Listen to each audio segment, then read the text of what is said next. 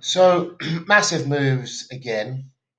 Um, the the yen has. Let's go to the yen.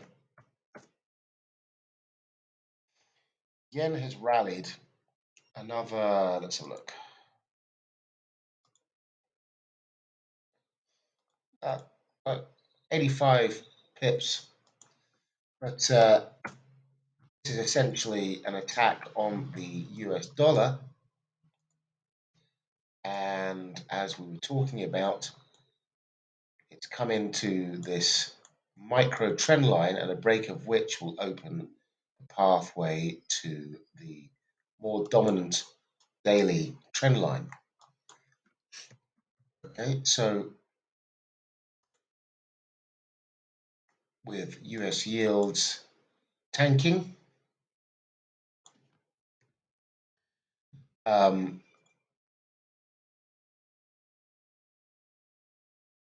so there we are. That's how we're starting the New York session, with US stocks finding some relief and risk assets rallying. There was our Aussie hitting target yesterday. Took forever to get there. And for the open today, there is the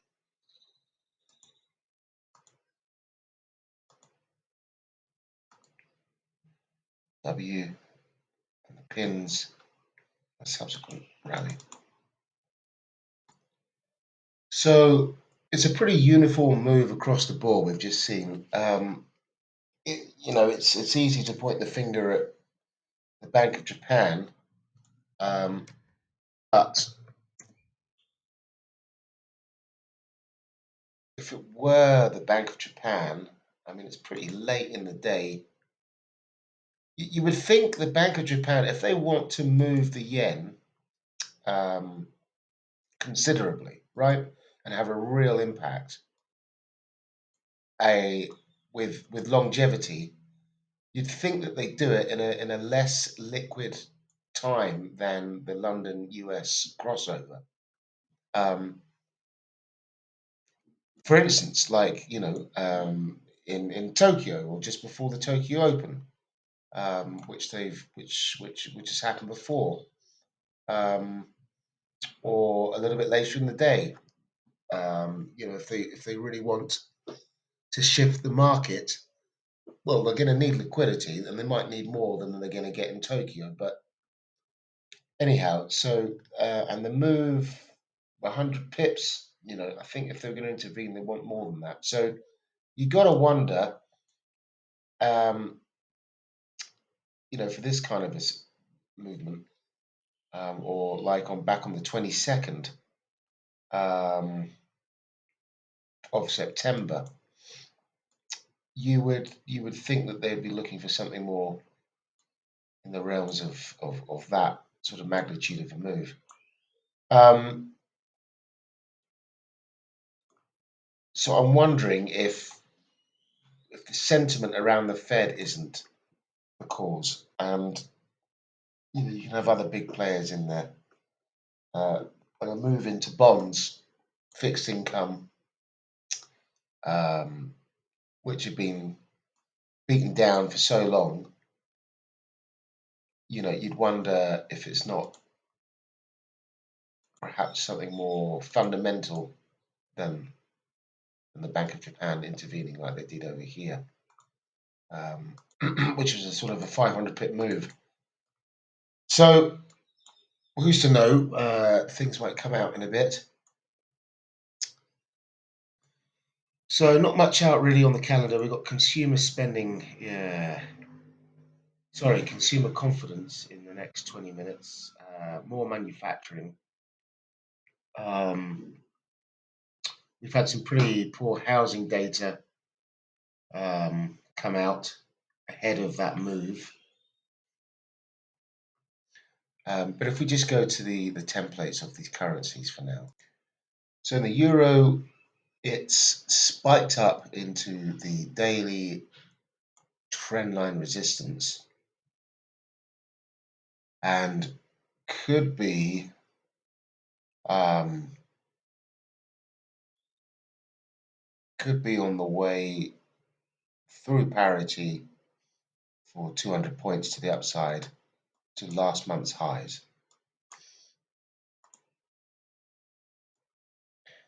In order to achieve that, the path of trajectory could be something in the realms of that. So you'll have a resistance here with support of the prior week's highs over here. So you're sort of now in this channel to move up. If it fails to break these highs, parity,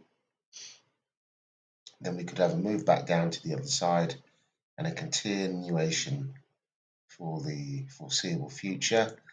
And we will have the ECB later this week. And that's where it could all come undone, really.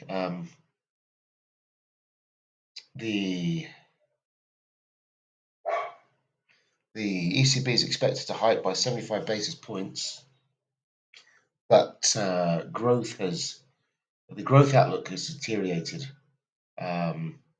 So that's not a positive scenario, really, for the euro. But that's not to say that we should be counter-trending this move. I mean, there's essentially, back to the daily chart, there's nothing in the way to parity.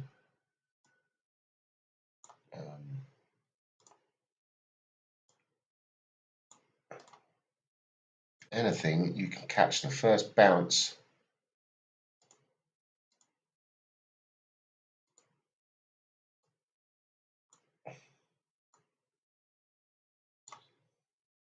for 3R.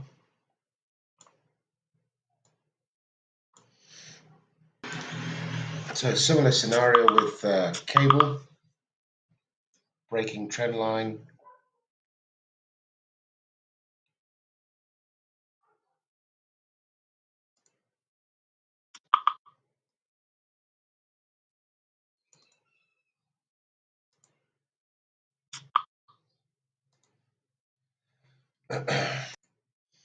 Busting horizontal resistance, trying to resist, piercing through it at the moment.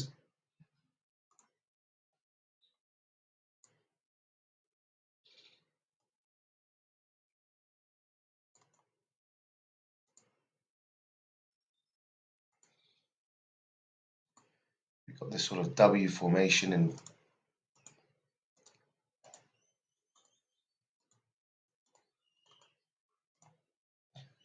the weekly as well, the W.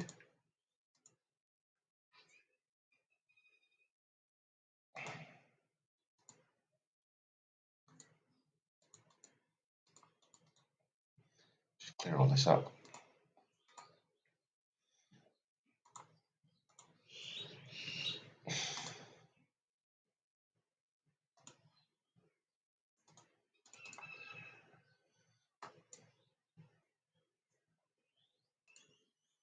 So it's come up to weekly resistance. We've got this euro running in profit. It's already done parity, but I've pushed an inkling that this can go all the way to parity. Anyway, what we'll do is we'll take profit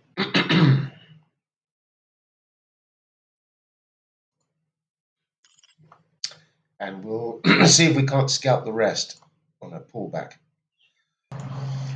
Now with the Kiwi, we've got this sort of we've got this peak formation in on the daily chart, and we have territory all the way up towards 60 on a break of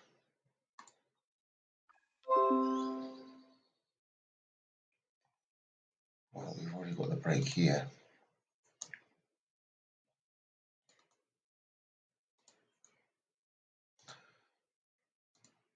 On the 4 hour, we've got this W formation. So just be wary of that for the time being.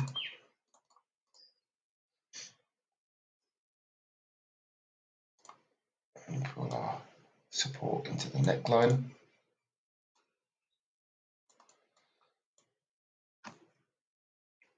And we're currently at last week's highs, below yesterday's highs.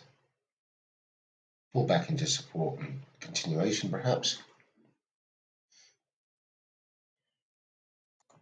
The Canadian dollar has pretty much completed its move. We had that trend line, the peak formations, the move back, the break of the structure, the move up into the peak formation over here, and a subsequent sell-off down to the targeted area, which is in here. So there's not much to do on that. We can have a correction and consolidation, I would expect.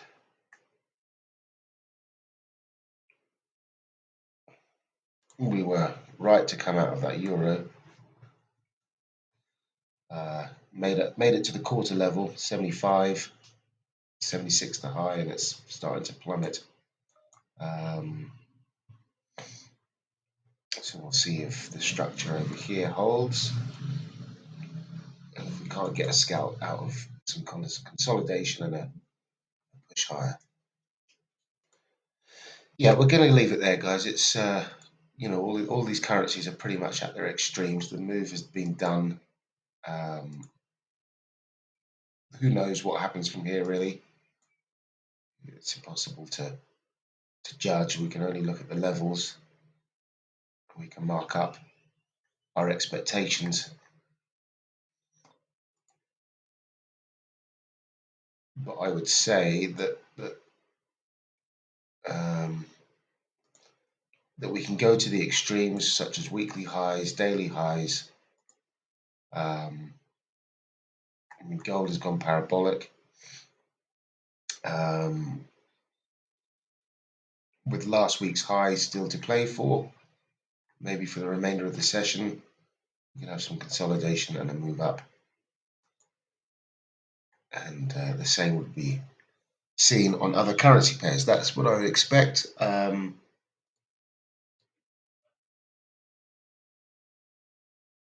For instance, if we were to get an orderly correction in the euro, by that I mean a deceleration, but not a complete and utter reversal. So if we can see, for instance, this area of support hold, and if we go down to the 15-minute chart, see if we could see a smooth correction, we could draw it maybe, something such as something like that, then we could expect that. But if it's too steep, again, then that's not what we're looking for. You need something that's nice and smooth for the continuation to parity. Okay, that's it for today. Let's see what unveils later on. It could be quite an interesting day for Asia and Europe, so I might jump back on and see how we get on.